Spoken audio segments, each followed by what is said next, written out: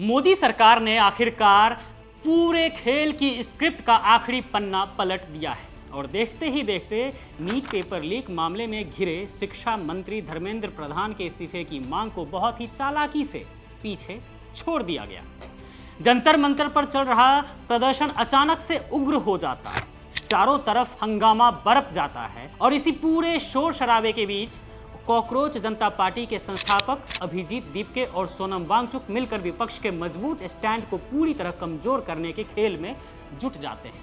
Wangchuck media के सामने आकर बड़ी बड़ी शर्तें रखने लगते हैं। वो कहते हैं कि उनकी पहली शर्त है कि मोदी सरकार शिक्षा व्यवस्था की विफलताओं और पेपर लीक जैसे गंभीर मामलों की जिम्मेदारी सरेआम स्वीकार करे। उनकी दूसरी शर्त यह होती है कि वे और सीजेपी का प्रतिनिधि मंडल संसद तक पहुंचे और वहां तमाम सांसद और विभिन्न दलों के बड़े नेता उन्हें भरोसा दें कि इस मुद्दे को संसद के भीतर उठाया जाएगा। हद तो तब हो जाती है जब तीसरी शर्त में यह कहा जाता है कि अगर स्वास्थ्य या किसी अन्य वजह से वांगचुक खुद संसद नहीं जा सके तो अलग अलग राजनीतिक दलों के सांसद खुद चलकर सफदरजंग अस्पताल आएं और उन्हें वहां आकर यह पूरा आश्वासन दे। लेकिन वांगचुक के अलग अलग शर्तों में धर्मेंद्र प्रधान के इस्तीफे की शर्त नहीं है। इस पूरे ड्रामे के पीछे की असली टाइमिंग और सच्चाई को देखिए। जैसे ही जंतर मंतर पर माहौल गर्माता है, कॉकरोच पार्टी वाले विपक्ष के साथ खड़े होने के बजाय सीधे बीजेपी अध्यक्ष जेपी नड्डा से मुलाकात करने पहुंच जाते हैं। जबकि कड़वी सच्चाई यह है कि राहुल गांधी की अगुवाई में पूरा विपक्ष लगातार नीट पेपर लीक से लेकर मोदी सरकार के हर एक भ्रष्टाचार के खिलाफ सड़क से लेकर संसद तक पूरी ताकत से लड़ रहा है। विपक्ष लगातार मोदी सरकार को बैकफुट पर धकेल रहा था।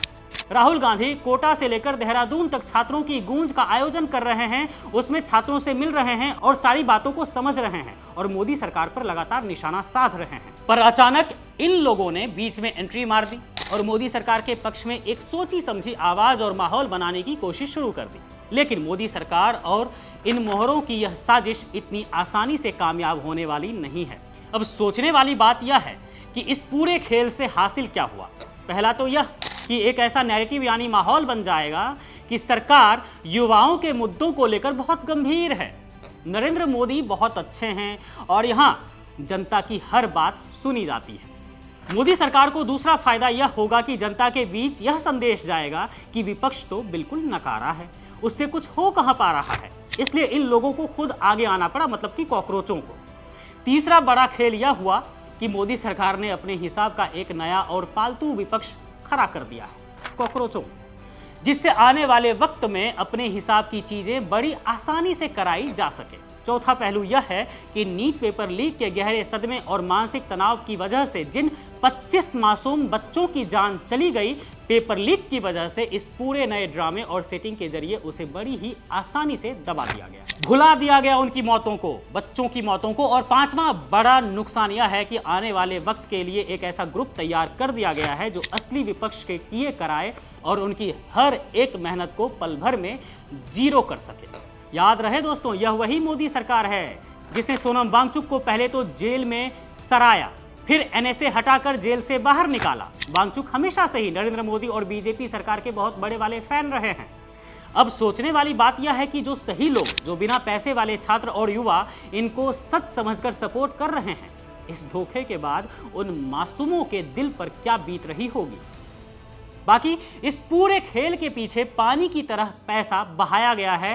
कई बड़े बड़े सेलिब्रिटीज को लाखों रुपये बांटे गए, जो सेलिब्रिटीज आज तक देश के किसी बड़े मुद्दे पर मोदी सरकार के खिलाफ मुंह खोलने से डरते थे, वो भी बिना किसी डर के इस बार मोदी सरकार के हक में अचानक बोलने लगे। क्या आपको यह पूरी क्रोनोलॉजी और यह पूरा खेल अजीब नहीं लगता?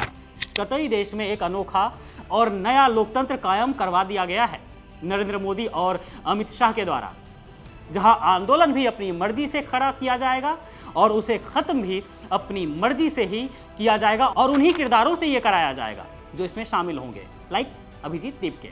लेकिन मोदी सरकार और उनके पाले हुए इन मोहरों की यह प्लानिंग इस बार फेल होने वाली है, क्योंकि कांग्रेस की अगुवाई में देश का असली विपक्ष इस मुद्दे को दबाने नहीं देगा और मोदी सरकार से शिक्षा मंत्री धर्मेंद्र प्रधान का इस्तीफा लेकर ही दम लेगा।